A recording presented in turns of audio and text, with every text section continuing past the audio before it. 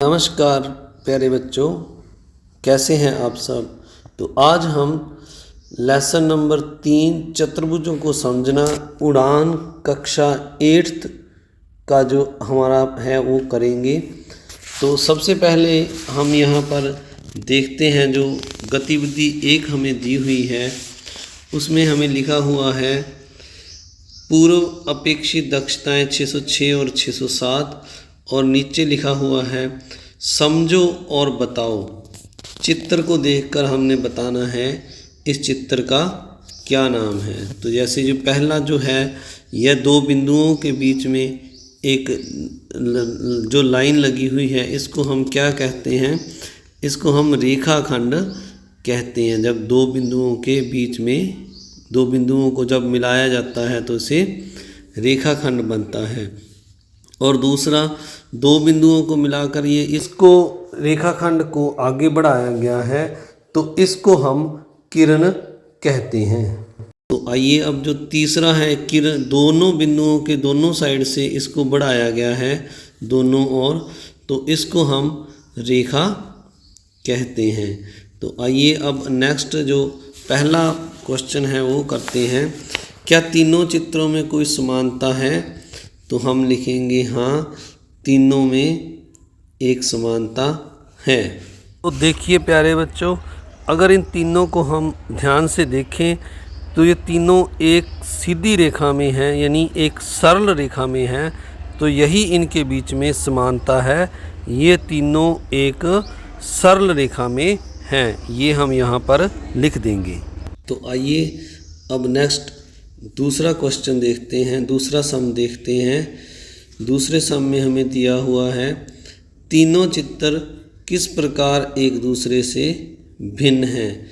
तो देखिए जो तीनों चित्र हैं, इसमें जो हमारी पहले रेखाखंड है तो उसकी जो लंबाई होती है वो निश्चित होती है। तो यहाँ पर हम लिख देंगे रेखाखंड की लंबाई निश्चित होती है। तो हम कह सकते हैं रेखाखंड की लंबाई है जो निश्चित होती है, क्योंकि ये जो इसके 2 बिंदु हैं इनको आपस में मिलाया गया है, तो इसको हम माप सकते हैं। तो अब जो दूसरा है वो हमारा है किरण। तो किरण के बारे में हम लिखेंगे कि किरण का एक प्रारंभ बिंदु होता है, परंतु इसका कोई अंतिम बिंदु नहीं होता। किरण का प्रारंभ बिंदु होता है, परंतु इसका अंत नहीं होता है, अंत नहीं होता है।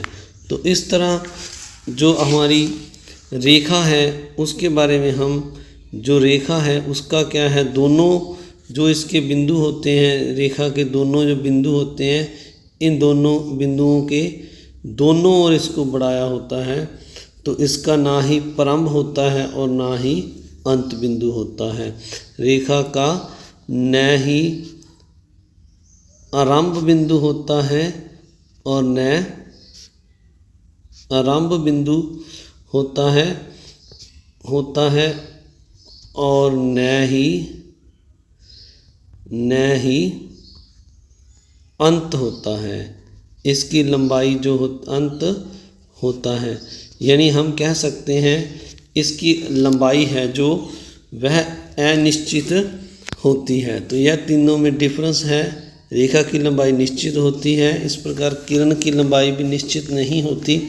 इसका प्रारंभ बिंदु होता है पर अंत बिंदु नहीं होता। इसी प्रकार रेखाखंड का ना आरंभ और ना ही अंत बिंदु होता है, यानी दोनों की लंबाई निश्चित नहीं होती है। तो आइए अब तीसरा क्वेश्चन हम देखते हैं। अपने आसपास से उपरोक्त चित्रों में दर्शाई गई आकृतियों के उदाहरण देने हैं। अब हमने जैसे पहला हमारा रेखाखंड है, तो हमने रेखाखंड का उदाहरण देना है। आप अपने आसपास ध्यान मारेंगे तो जैसे हमारे पास माचिस की तीली है, तो वो क्या है, उसकी लंबाई निश्चित है, उसको हम माप सकते हैं। तो ये क्या है, रेखाखंड। इसी प्रकार अगर हम देखें आपके हाथ में पेन या पेंसिल है, तो उसकी लंबाई भी क्या है, निश्चित है। इसी तरह अब हम किरण का उदाहरण लिखेंगे। तो किरण का उदाहरण जैसे सूर्य से आने वाली किरणें इसका मेन उदाहरण है। जो सूर्य से किरणें आती हैं, सूर्य एक परम बिंदु है, सूर्य की किरणें। और दूसरा हम लिख देंगे यहाँ पर इसका उदाहरण, आप भी दिमाग सोचिए बच्चों, हमारी जो टॉर्च होती है, टॉर्च की लाइट लिख सकते हैं। ये भी क्या है, किरण का उदाहरण है। तो आइए अब हम तीसरा जो हमारा है रेखा, रेखा का उदाहरण करते हैं। रेखा का उदाहरण प्यारे बच्चों, जैसे सड़क का एक किनारा है जो दोनों ओर बढ़ता ही जाता है, तो हम लिख सकते हैं सड़क का किनारा। और दूसरा हम लिख सकते हैं जहाँ पर जैसे आपने बादलों और धरती को मिलते हुए देखा होगा, तो वो वहाँ पर मिलते हुए दिखाई नहीं देते, तो इस प्रकार उसको हम क्षैतिज कहते हैं। तो क्षैतिज, धरती और बादलों को मिलाने वाली रेखा वाली क्षैतिज रेखा। तो इस प्रकार ये किरण के उदाहरण हैं, क्षैतिज रेखा और सड़क का किनारा। तो आइए अब नेक्स्ट क्वेश्चन करते हैं हम। अपने आसपास गतिविधि 2 है, ये अपने आसपास से त्रिविमीय आकृतियों के उदाहरण दीजिए। तो त्रिविमीय आकृतियाँ क्या होती हैं प्यारे बच्चों, आपको पहले ये पता होना चाहिए। इसको हम इंग्लिश में 3 डायमेंशनल 3D भी कहते हैं। तो ऐसी आकृतियाँ जिनकी लंबाई चौड़ाई के साथ साथ हाइट भी होती है, हाइट का मतलब यहाँ पर उसकी मोटाई भी होती है, जैसे जिसको हम छू कर महसूस कर सकते हैं भी ये वस्तु जो है इसकी मोटाई है।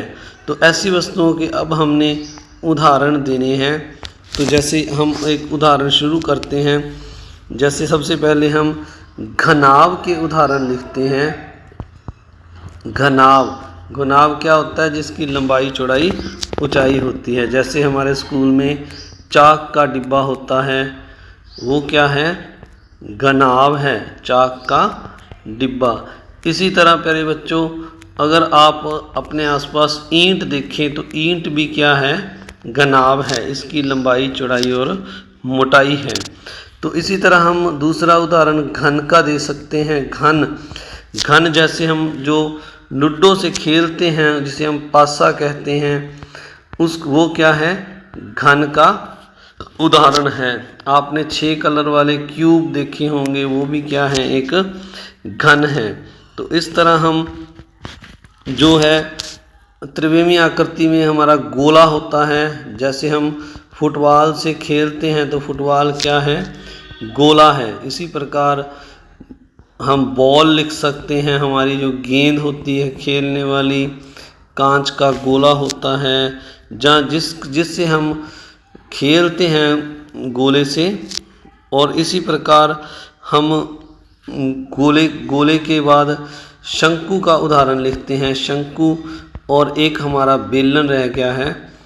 तो बेलन क्या होता है बच्चों, जैसे हमारे घरों में तेल का ड्रम होता है, जहाँ गिलास होता है, वो क्या है, शंकु का उदाहरण है, क्योंकि इसका ऊपर और नीचे वाला सिरा गोलाकार होता है और इसकी भी मोटाई होती है। इसी प्रकार शंकु में हम दे सकते हैं, जैसे जोकर की टोपी है जो हमारी, वो क्या है, शंकु है। जोकर की टोपी देखी होगी आपने। जहाँ आपने आइसक्रीम वाला कोन देखा होगा, वो कोन क्या है, वो कोन भी हमारा शंकु का उदाहरण है। तो इस तरह हम अलग अलग त्रिविमीय आकृतियों का उदाहरण लिख सकते हैं। तो आइए अब हम अगला क्वेश्चन देखते हैं। इसके बाद जो हमारा नेक्स्ट क्वेश्चन है मिलान की भी। तो अब हमने इनका मिलान करना है, यह स्क्रीन पर थोड़ा नहीं आ रहा, तो इसको मैंने बच्चों रोटेट कर लिया है ताकि आपको पूरा दिख सके। तो जैसे यहाँ पर पहला हमारा है, एक दिया हुआ है निम्न का मिलान कीजिए, आपके लिए पहला मिलान किया हुआ है। तो यह जो वर्ग हमें दिया है, ये क्या है, द्विमीय आकृति है। इसको वर्ग को द्विमीय के साथ मिला दिया है। क्योंकि इसकी कोई मोटाई नहीं होती है, इसकी सिर्फ लंबाई और चौड़ाई होती है जो कि बराबर होती है।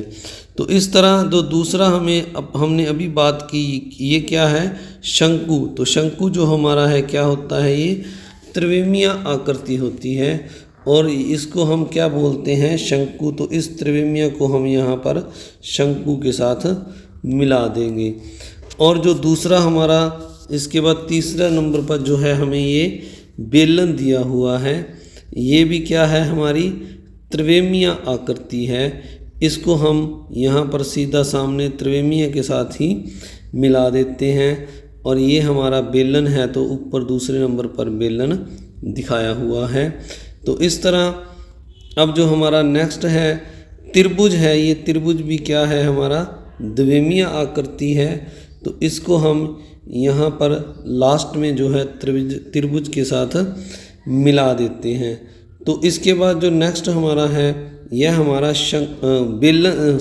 घन दिया हुआ है। तो घन भी हमारा त्रिविमीय आकृति होता है, तो इसको यहीं मिला देते हैं और इधर सामने घन के साथ इसको मिला देंगे। और जो नेक्स्ट आकृति हमारी दी है त्रिभुज, तो ये हमारा क्या है, द्विमीय आकृति है। इसको हम द्विमीय के साथ मिला देते हैं और इधर जहाँ पर वृत्त लिखा हुआ है इसके साथ मिला देते हैं। और इसी तरह जो नेक्स्ट हमें दिया हुआ है, यह हमारा घनाभ है। इसको हम घनाभ वाले ये क्या है, हमारी त्रिविमीय आकृति होती है। यहाँ पर इसको हम मिला देंगे, घनाभ जो त्रिविमीय लिखा हुआ है इसके साथ इसको यहाँ मिला देते हैं। और इधर जो है हमारा घनाभ यहाँ लिखा हुआ है, इसके साथ हम इसको मिला देते हैं। और जो अंतिम आकृति गोला है, ये त्रिविमीय आकृति है और ये जो है हमारा सबसे ऊपर है। तो यहाँ से हम लाइन ऊपर गोले तक ले जाएंगे। तो इस तरह प्यारे बच्चों इसको आपने सम को करना है। तो आइए अब हम जो इसके बाद नेक्स्ट सम है हमारा, इसमें लिखा हुआ है 2 रेखाओं के नाम लिखिए। तो हम जो अगला 2 रेखाओं के नाम वाला सम है, इसमें हमने 2 रेखाएं बनाकर दिखानी हैं। जैसे यहाँ पर मैंने एक ये जो लाइन है मैं आपको ड्रा करके दिखा रहा हूँ, तो इसका नाम जैसे हम यहाँ पर AB लिख सकते हैं।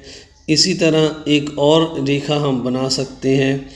यहाँ पर हमने इस रेखा के दोनों ओर एरो के निशान जरूर लगाने हैं, क्योंकि रेखा का ना ही प्रारंभ बिंदु होता है और ना अंत बिंदु होता है।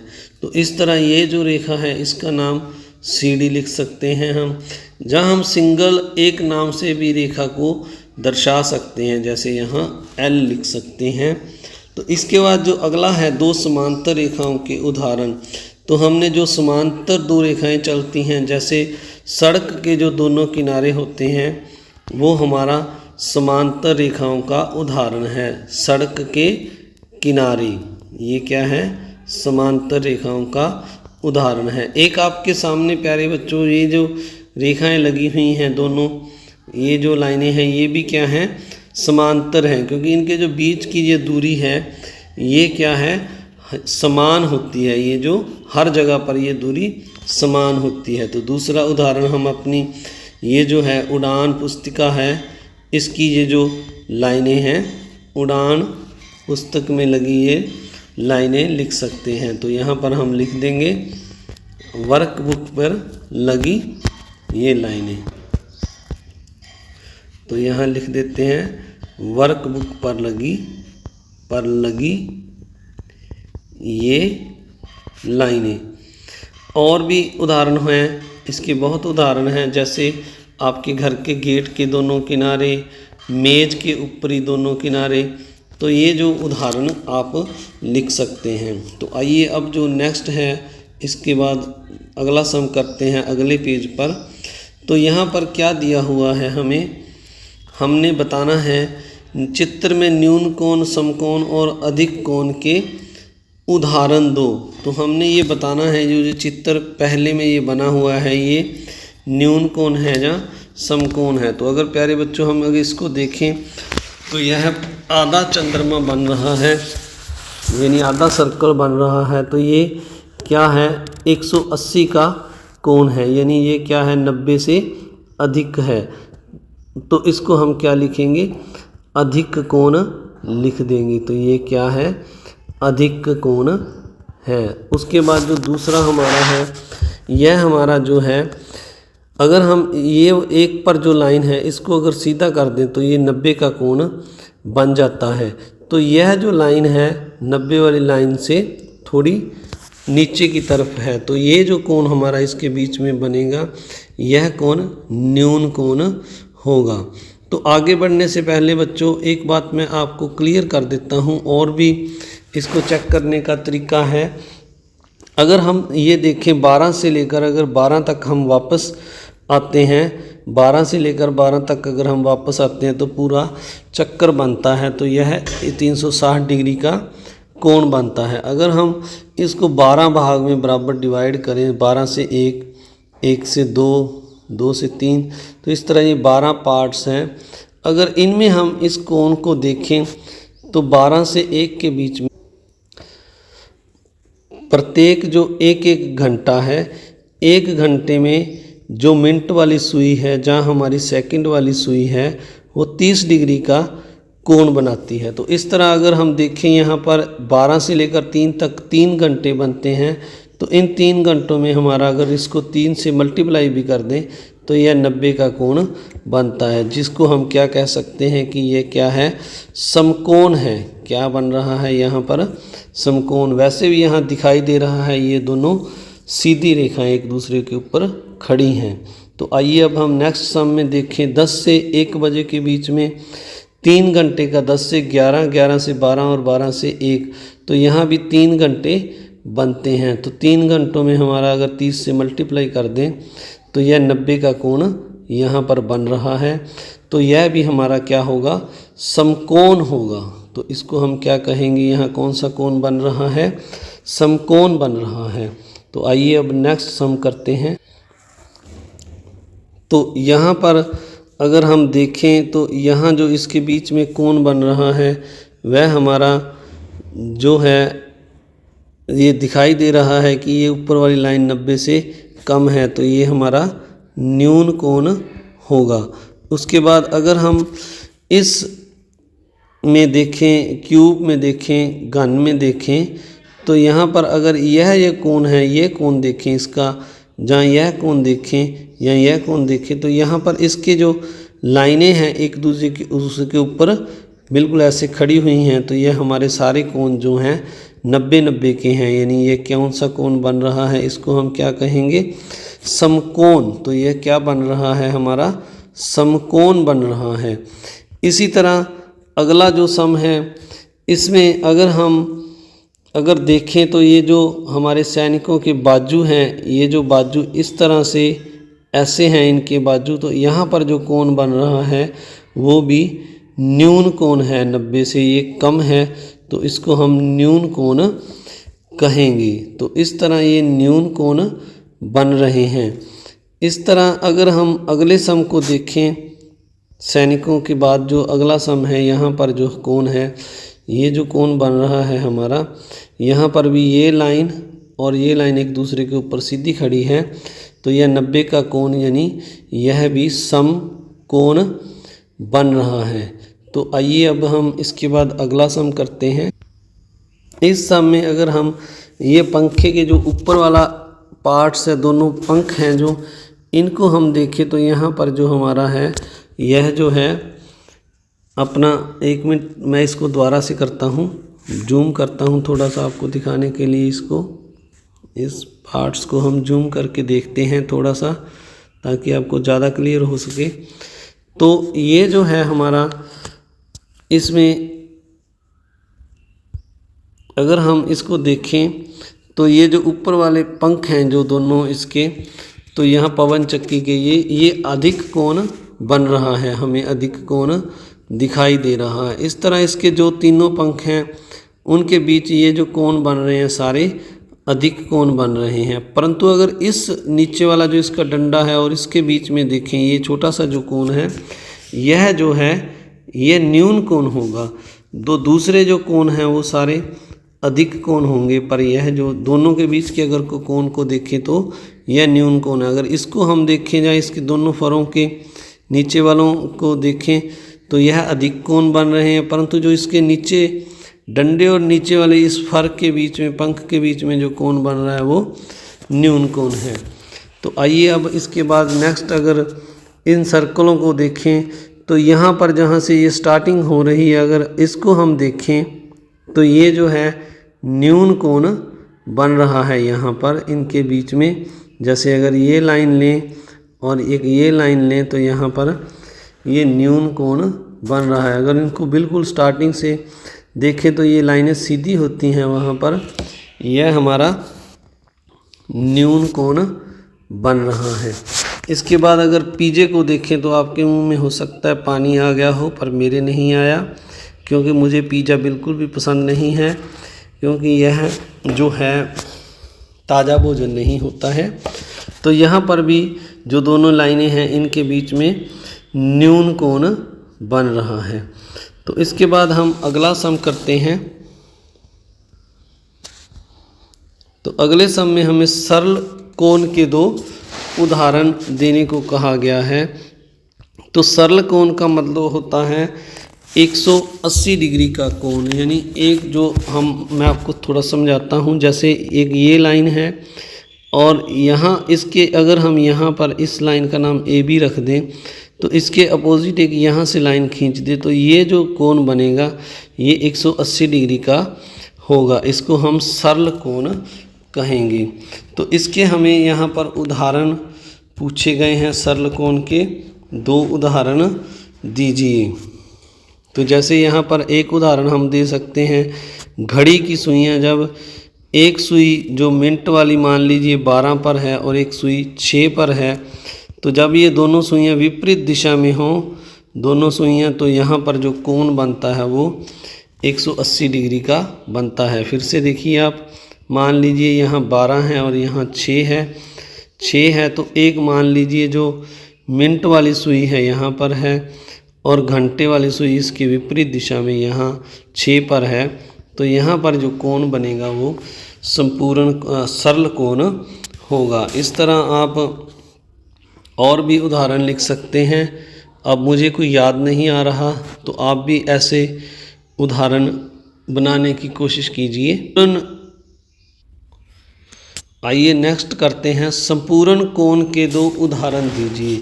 तो संपूर्ण कोण का मतलब होता है पूरे एक चक्कर में, जैसे मैंने पहले ही बताया, पूरे चक्कर में जो कोण बनता है वो 360 डिग्री का होता है। तो ऐसे हम कई उदाहरण लिख सकते हैं।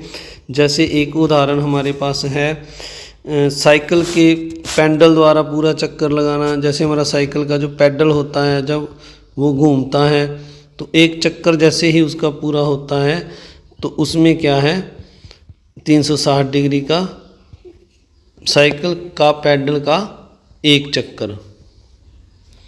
और इसी तरह हम और उदाहरण भी देंगे, जैसे पहिए का एक चक्कर हो गया, घड़ी की मिनट वाली या घंटे वाली जो सुई है, मिनट या घंटे या सेकंड वाली जो सुई है उसका एक चक्कर, मिनट घंटे की सुई का एक चक्कर, यानी 12 से वो शुरू करके वापस जब 12 पर आती है तो एक चक्कर पूरा हो जाता है, तो वह 360 डिग्री का कोण बनता है।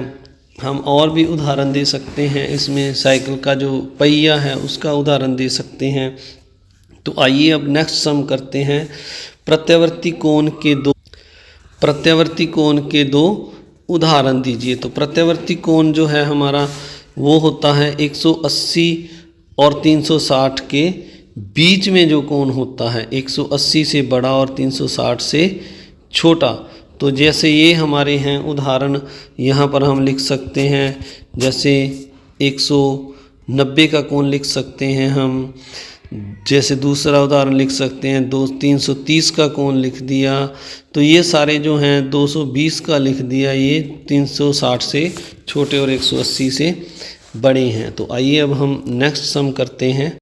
हम सातवां करते हैं। इसमें हमें न्यून कोण, समकोण और अधिक कोण त्रिभुज के उदाहरण दो उदाहरण देने को कहा है। तो पहले सबसे हम न्यून कोण के उदाहरण देखते हैं। जैसे यहाँ पर हमें ये जो है दो कोण जो हैं, तीनों कोण जो हैं मान लीजिए 60-60 के दिए हुए हैं, तो यह क्या है, एक न्यून कोण त्रिभुज है। इस तरह ही अगर हम मान लीजिए और एक उदाहरण देखते हैं न्यून कोण की। जैसे ये त्रिभुज है, इसमें मान लीजिए ये कोण 70 का है, यह 60 का है, और इस कोण को हम जो है कितना लिख देंगे, 60 और 70 130, और ये 50 का रह गया। तो यह भी क्या है, न्यून कोण का उदाहरण है। अब हम अधिक कोण का उदाहरण लिखते हैं।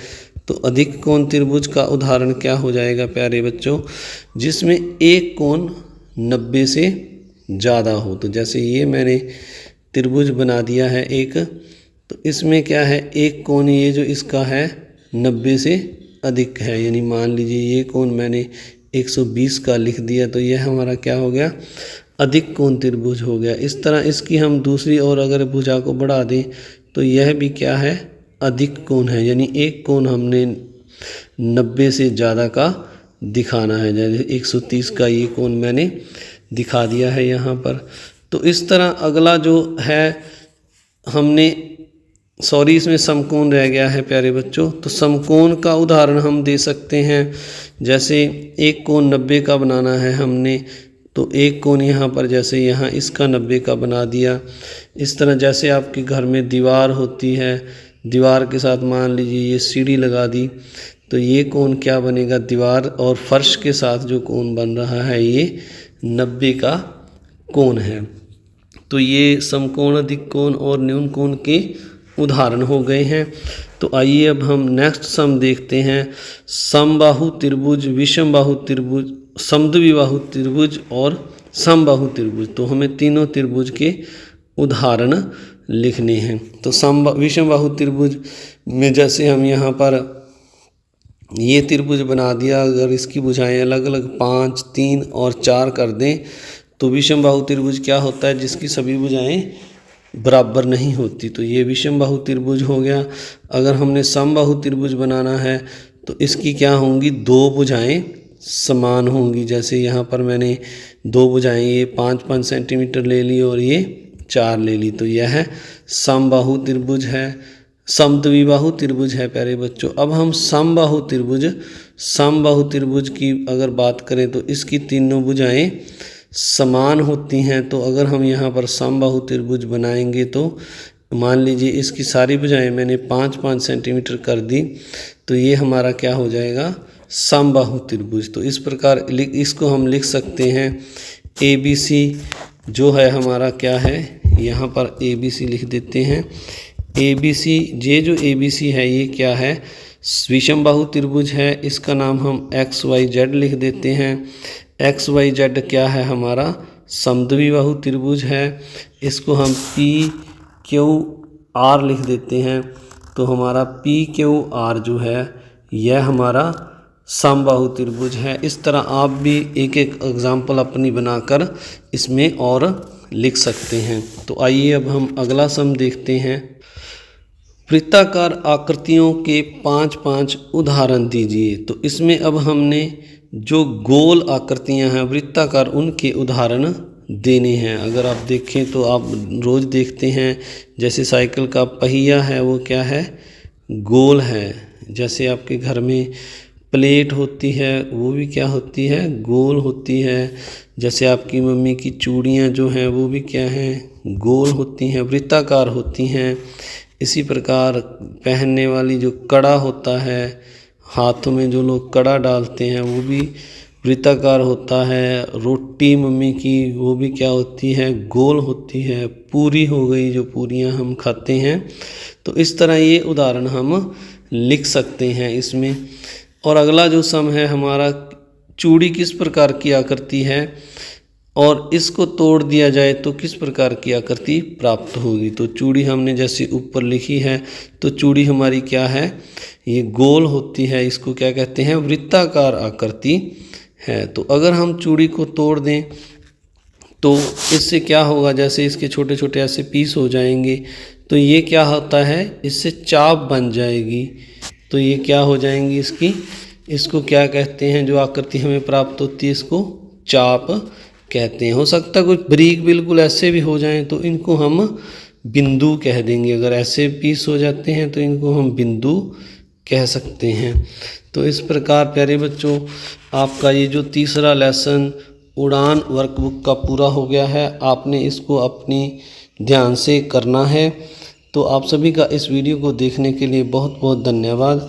जिन्होंने मेरे चैनल को सब्सक्राइब नहीं किया वो इस चैनल को सब्सक्राइब ज़रूर कर लें, और जिन्होंने अभी तक इस वीडियो को जो शेष और वीडियो हैं मैथ की नहीं देखी वो भी इससे या इस चैनल पर देख सकते हैं। आपने इस वीडियो को शेयर भी करना है और लाइक भी करना है और सब्सक्राइब भी ज़रूर करना है और बेल आइकन का बटन भी दबाना है। आप सभी का बहुत बहुत धन्यवाद। Thank you very much.